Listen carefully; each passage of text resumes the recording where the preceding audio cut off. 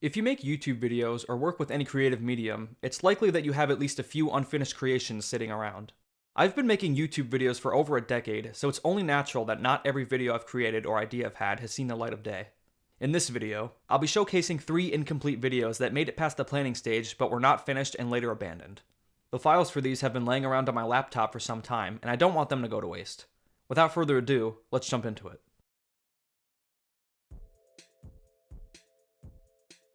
This one dates back to late 2020 when I posted a now unlisted announcement video outlining my plans for future content, and also revealing my face. In this video, I mentioned how I wanted to start doing music reviews in video format. Before this point, and even to this day, the only music reviews I've made were written ones on Discogs. I even plugged this briefly in an old sampling video. Here's an excerpt from the announcement video where I explained why I wanted to try music reviews in video format. Some of you may know about the YouTube channel, The Wonky Angle. He's been doing reviews of electronic music since 2015, and I've been a fan of his for a while. He's part of the reason why I wanted to do music reviews in video format. I've written a handful of reviews on Discogs, but I want to start doing them here instead for a few different reasons.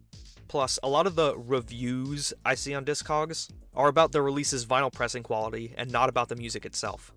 I considered making an account on Rate Your Music, and I might still do so despite my issues with that website. I'll be starting this new series by reviewing the discography of a particular artist that I have yet to mention on this channel. Not gonna say who it is, but I'll give you a hint. His stage name begins with the letter G.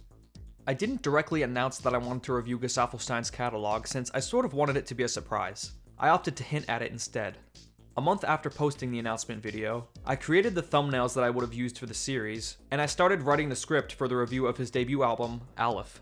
However, I stopped working on it once I got to talking about the track California. I didn't think the script was going anywhere too interesting, and I don't think I had enough to say on the album at the time. I think if I were to try writing a review on this album now, I'd have more to say on it, but I'm not really interested in making music reviews in video format anymore. A written format is preferable for me these days, so if I ever revisit and complete my review of Aleph, it'll be a written review published on Discogs and or Rate Your Music. With this discography review, I had only planned on talking about his 2 studio albums, the Nova Sonic System EP, and a top 10 list of my favorite songs from him. I may have also planned to do a miscellaneous video covering some of his other tracks, but I'm not 100% sure about that. The Hyperion review was the one I wanted to make the most, because it's a divisive album amongst fans, and it's the project of his that I have the most to say about. I might make a written review of the album at a later date. I still consider Gesaffelstein one of my favorite artists, so I'd be happy to talk about him in some form. I thought about making a video ranking his songs in tier list format like I did with Daft Punk, but this idea never made it past the planning stage.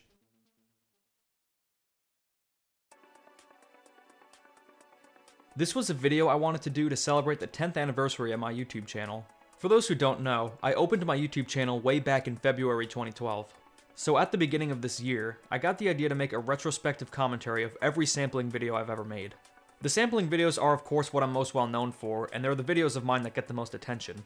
Naturally, I thought it would be fun to look back and share my thoughts on them. I originally wanted to post it on the day of the anniversary, but that didn't work out, so I instead shot for by the end of February, though that obviously didn't work out either.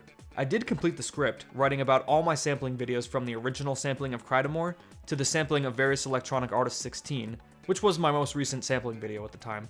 I wrote like 12 pages worth of commentary. I don't want it to go to waste, so I'll have a link to the document in the description if you want to read through it. I didn't make it too far into recording the voiceover. I only made it up to covering the first Mr. Flash video. I'll show you what I'd done before I stopped working on this project. It's been over 10 years since I created my YouTube channel. To celebrate this milestone, I've decided to do a retrospective commentary of all my sampling videos. After all, these are the videos I'm most known for, and my first sampling video serves as the point of my channel where I started to gain a bigger audience. I also thought it would be fun to look back on my content. So without further ado, let's jump into it. The sampling of Crydomore was my first attempt at making content about electronic music samples. I got the idea to make this when I discovered a video called The Sampling of Roulette by a YouTube user named SpaceAbleBrain. I liked that video a lot, and I thought it would be a good idea to make a similar type of video, but with Crydomore samples instead. At the time, no one else had done this. I saw a few videos going over the nightclub samples, but not the entirety of Crydomore. Looking back on the video now, I'll admit that it's pretty rough around the edges. However, I think it's mostly excusable, since like I said, this was my first sampling video. A few years later, I wrote and pinned a comment correcting the mistakes I made, and I left a link to a newer video made by someone else that also covers Crydomore samples. I think the most jarring mistake was that I left out the vocal sample used in White Winds. Also, I think it's weird that I used someone else's recreation for the track Santa Claus, rather than doing my own. In fact, it was right at the beginning of the video. This is definitely not something I would do now. Thankfully, this is the only time I've done this. Granted, I made sure to give them credit, but I probably should have asked them permission first. If I made the sampling of Crytamore today, I wouldn't have included the Santa Claus sample at all, since I don't think it's correct. Well, it turns out I was right. While editing this video, it's been discovered that Santa Claus actually sampled Be My Lady by Kool and the Gang, instead of Look for Love by Sharon. Shout out to YouTube user DJ Pasta for discovering this. They've discovered a couple different samples before, mainly ones used by Daft Punk. Anyway, I think what I'm gonna do is remove the incorrect Santa Claus sample from the original sampling of Crytamore video. Aside from that, I think the video holds up okay for the most part. I still love the catalog of Crytamore tracks today, and it was fun exploring the samples used throughout the label's life. My favorite samples here are the ones used in Music Box by the Buffalo Bunch. More specifically, I love how they stitched together two little snippets from two completely different tracks, and made them sound so natural.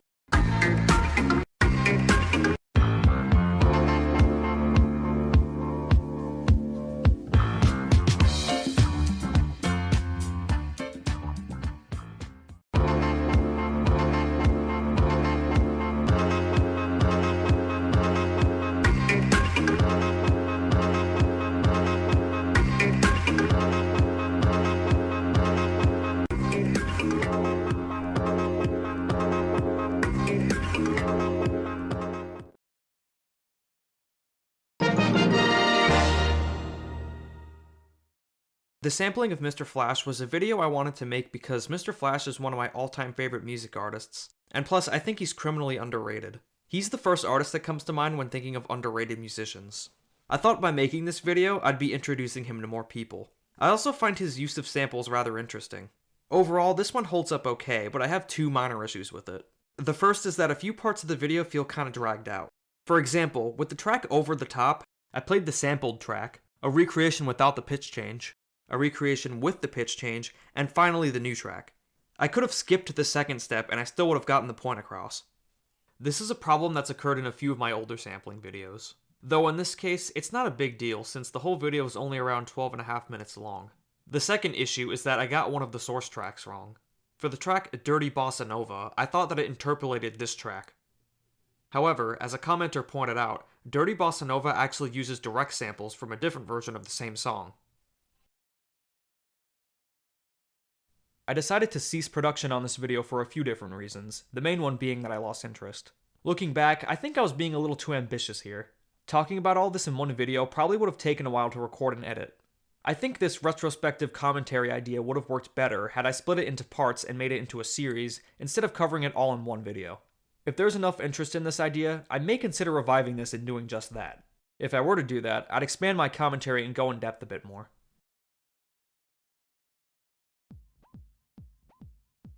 You guys remember how I posted a complete remake of my old sampling of Crytamore video back in October? Well, that's not the only video I had planned on remaking. Back in May, I wanted to redo my Daft Punk song tier list video from last year. This is because there were a couple things I wish I had done differently, and some of my opinions changed. I also wanted to talk about some of the songs I didn't mention in the original video, as they were not included on the tier list template I used. Like the Gesaffelstein reviews, I created a thumbnail before I begun work on the video itself. I actually really like how the thumbnail turned out. Production-wise, there is one big difference this version had compared to the original. That being, I did take a few notes, so it wasn't entirely unscripted. I wrote these on my phone to read out while recording. The reason why I abandoned this video was because as I worked on it, I realized that the original didn't really need to be remade. To demonstrate this, let's compare it to my two Crytamore videos. The original sampling of Crytamore video was created in 2015. It was in dire need of a remake because there were some mistakes I made with it, and my editing has improved a lot since its creation. The remade version came out nearly 7 years later and featured a multitude of improvements and additions. However, the Daft Punk tier list video wasn't even a year old at this point, and I wasn't even that unhappy with it. There were just a few things that I wish I'd clarified at the start of the video. I later went back and mentioned them in the description. Here's the tier list template I made for ranking some of the songs I didn't mention in the original. It's comprised of non-album tracks, remixes, Tron Legacy tracks, and the 2 songs they did in collaboration with The Weeknd. I think it would have been better if I just made a follow-up video instead of remaking the entire thing from scratch, but even then, it arguably would have been unnecessary. If someone wanted to know my thoughts on a song of theirs that I didn't mention, they could easily just leave a comment asking me, and then I would have replied. Anyway, like with the previous video I showcased, I got around to recording part of it. I got up to recording the first 4 tracks of Discovery before I stopped. Here's what I have before I canceled production on the video. Hey guys, welcome to the Daft Punk tier list. Again. You might remember last year that I posted a Daft Punk tier list video back in July. However, since posting that, I got some comments asking me where I'd rank tracks that weren't included in the initial video. I was originally just going to make a second part covering the tracks I didn't touch on the first time, but instead, I decided to redo the entire video. The main reason for this is because there were a couple things that I wish I had done differently. If you just want to hear my thoughts on songs I didn't cover last time, skip to the timestamp shown on screen. Now before I begin the ranking, I want to go over a few things that I didn't bring up in the first video, but I feel are worth mentioning. I wrote these in the description of the original video, but I know not everyone reads those, unfortunately. First of all, and this might sound obvious, but this is all just my opinion, and you're of course free to disagree with it. Also, my rankings here aren't set in stone. Finally, here's what each tier means in the context of this ranking. I didn't have these on screen last time, but going forward I'll display them since the letters on their own might mean different things to different people. Alright, let's start with the new wave. First Daft Punk track ever released, 1994, only on vinyl. It's quite different from the stuff they would release later on. It's a very minimalistic techno track. Of course, it's not one of their better ones, but I still like it. That's gonna go in C. Alright, Assault. B-side to the new wave single. Compared to new wave, it's much more percussive. It's got a faster BPM. In the original video, I said I liked the new wave better, but now I think I enjoy it just as much. So in the first video, I put it in D, but now I think I'm gonna go C. Next up, Drive. This was made around the same time as New Wave and Assault, being in 1994, but it wasn't released until 2011.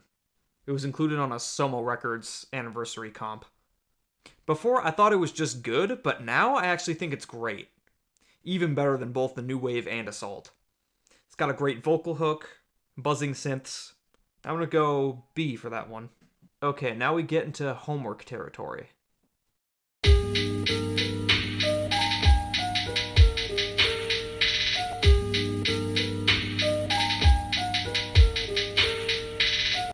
Around the World, one of their most catchy and instantly recognizable tunes.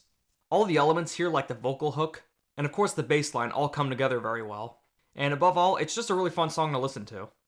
This is an easy S, definitely. Rollin' and Scratchin'. This one is a grower.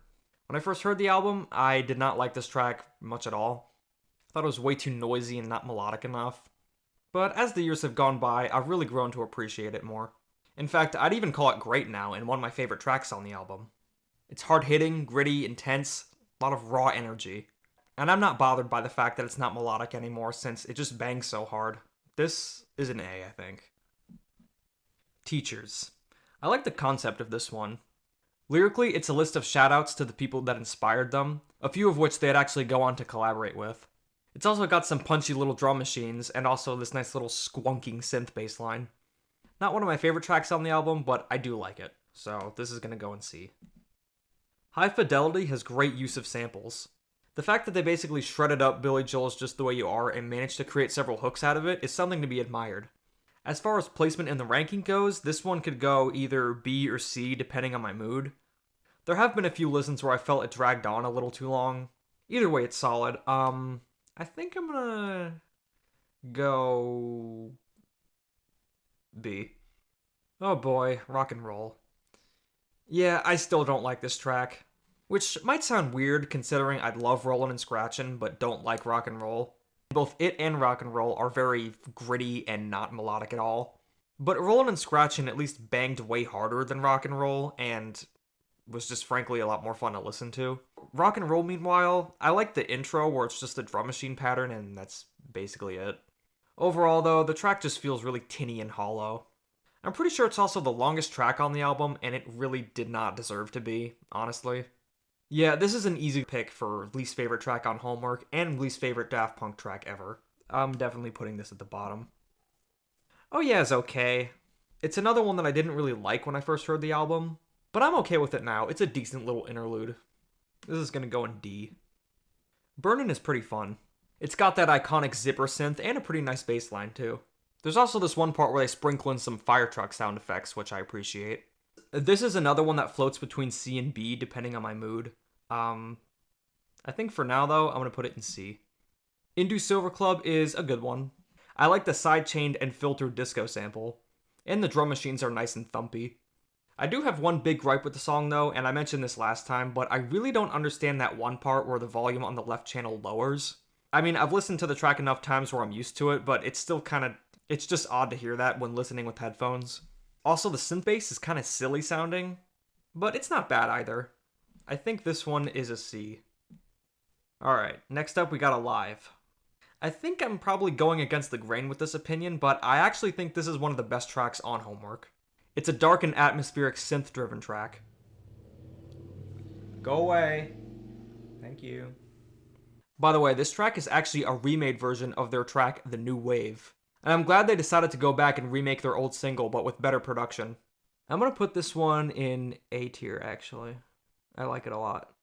Funkad is kind of cool, but pointless, honestly.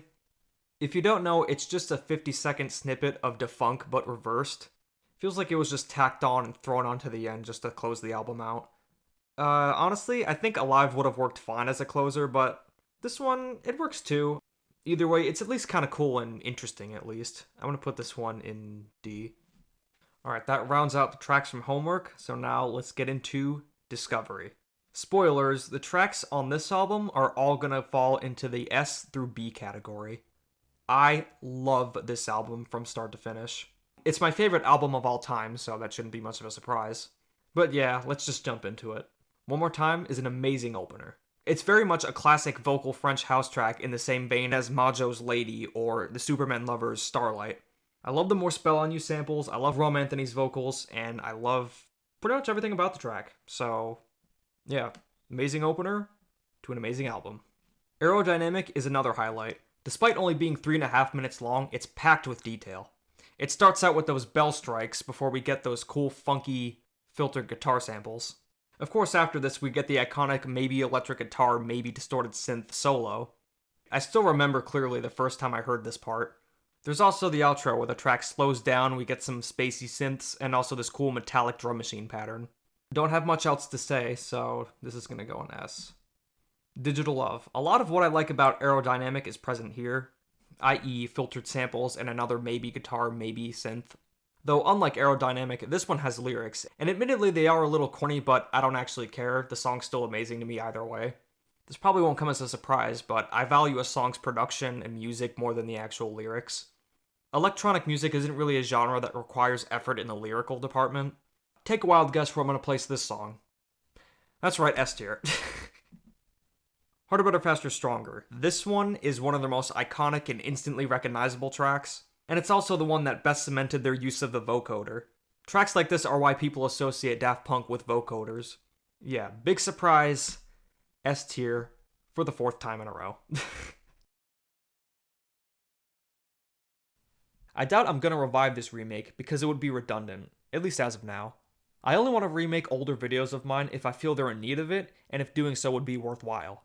However, I would like to make more song tier list videos. Specifically, I'd like to make one on Sebastian and one on Joji.